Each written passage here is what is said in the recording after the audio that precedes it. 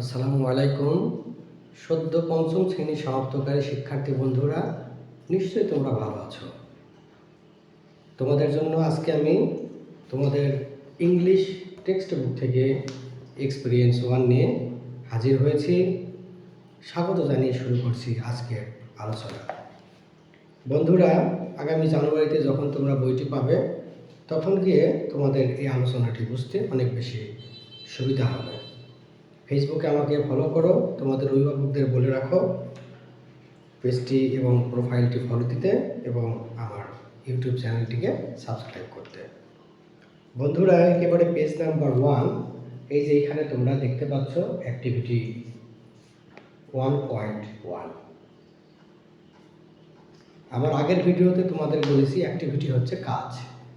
এই বইয়ের পুরোটা জুড়ে তোমাদেরকে এরকম অনেক অ্যাক্টিভিটি করতে হবে, অনেক কাজ করতে হবে। 18টি এক্সপেরিয়েন্স রয়েছে এবং অনেক অনেক কাজ রয়েছে, যেগুলো তোমাদের নিজেদের জীবন সম্পর্কিত।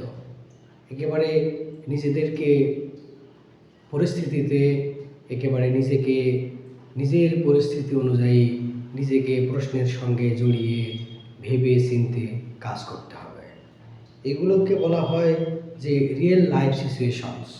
তোমাদের বাস্তব জীবনের পরিস্থিতি থেকে তোমরা কল্পনা করে, অনুভব করে, উপলব্ধি করে লিখতে হবে, কাজগুলো করতে হবে।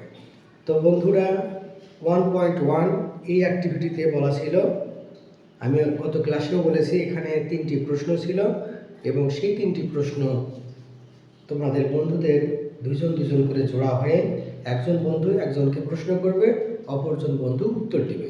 আবার উত্তর দেওয়া বন্ধুটি প্রশ্নকর্তা বন্ধুকে প্রশ্ন করবে এবং সে আবার উত্তর দিবে।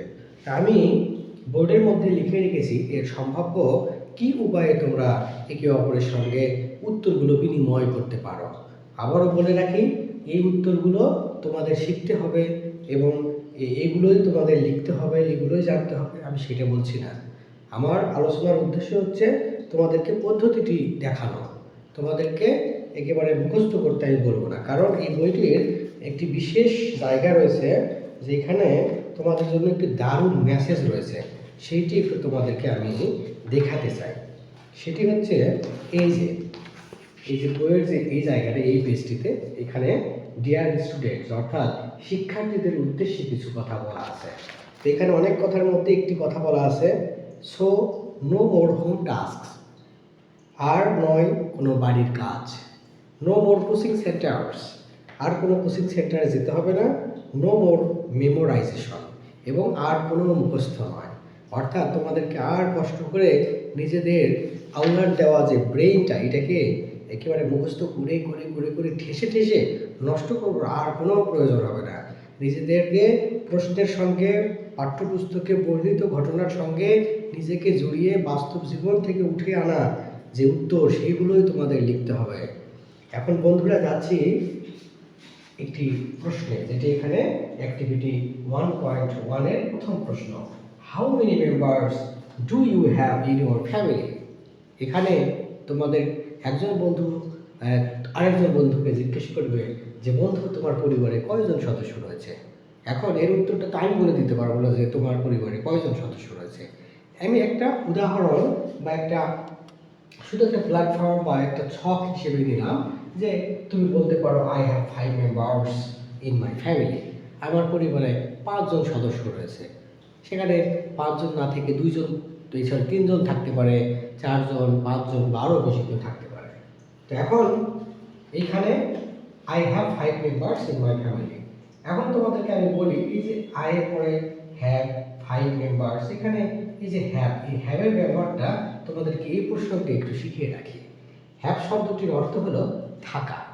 অর্থাৎ যখন কোনো ব্যক্তি বা বস্তুর অধীনে কোনো কিছু যদি থেকে থাকে, তার দখলে, তার অধিকারে, তার নিয়ন্ত্রণে যদি কোনো কিছু থাকে, তাহলে আমরা আয়ের পরে বা সাবজেক্টের পরে হ্যাভ ভার্বটি ব্যবহার করতে পারবো।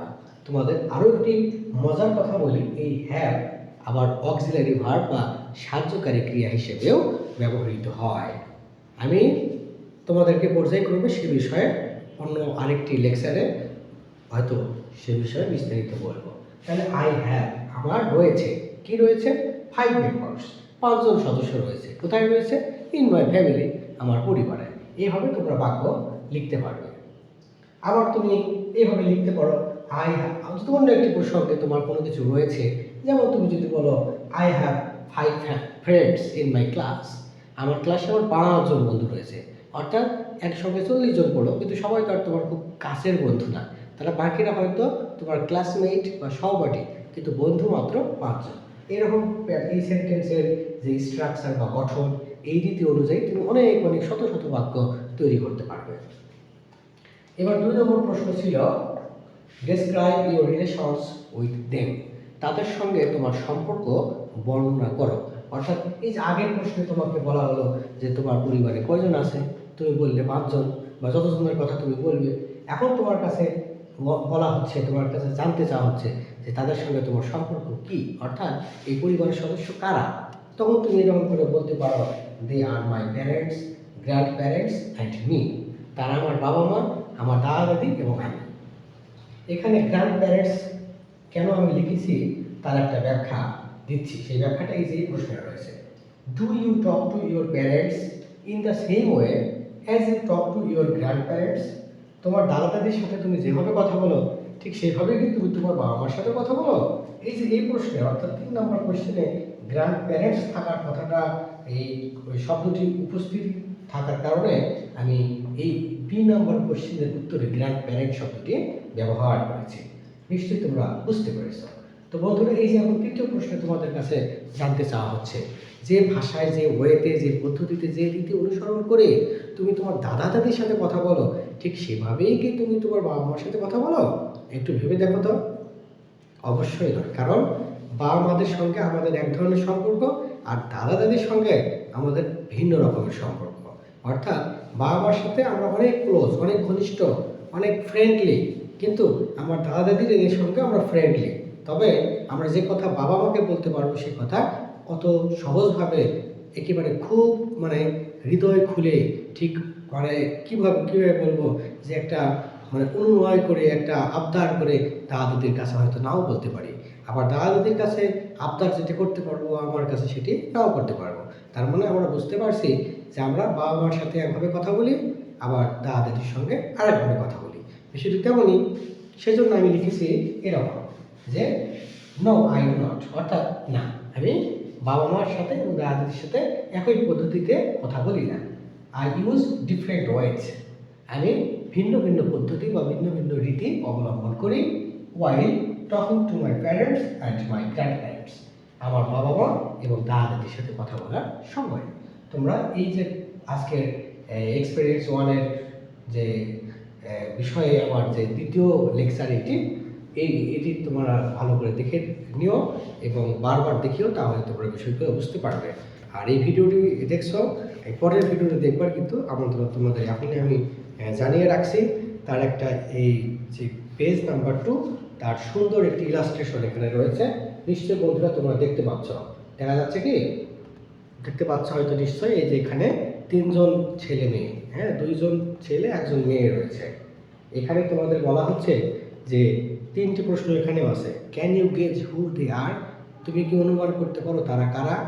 তারপরে প্রশ্ন বলা হচ্ছে what do you think is the relationship among them, তুমি কি মনে করো যে তাদের মধ্যকার সম্পর্ক কি? What do you think they are talking about, তুমি কি মনে করো তারা কি বিষয়ে কথা বলছে? তো বন্ধুরা, এই বিষয়ে আমি আজকে এই লেকচারে কথা বলবো না, আমার পরের ভিডিওতে আমি এই বিষয়ে কথা বলবো। তোমাদেরকে ছবিটি আরও একবার আমি দেখতে বলি, যে তোমরা দেখো তো যে এই 3জন ছেলে মেয়ে পরস্পর কী সম্পর্কিত হতে পারে, তারা কী বিষয়ে কথা বলে থাকতে পারে, এইগুলো তোমরা একটু অনুমান করো, নিজেরা একটু বানানোর চেষ্টা করো। তো আমি এর পরের ভিডিওতে আমি আমার বক্তব্যটা বোঝাবার চেষ্টা করব, বলার চেষ্টা করব, কিন্তু অবশ্যই সেটি সেই বক্তব্যটাকেই তোমাদের রপ্ত করতে হবে, সেটিকেই তোমাদের নিজেদের বলে মনে করতে হবে, সেটি অবশ্যই করা যাবে না। কারণ এখন একেবারে নিজেদেরকে বইয়ের পরিস্থিতির সঙ্গে খাপ খাইয়ে একেবারে মিশিয়ে নিয়ে তারপরে উত্তর তৈরি করতে হবে। কথা বাড়াবো না, ভিডিওটি দেখবার জন্য সবাইকে ধন্যবাদ। আগামী ভিডিও দেখবার অগ্রিম আমন্ত্রণ। আসসালামু আলাইকুম।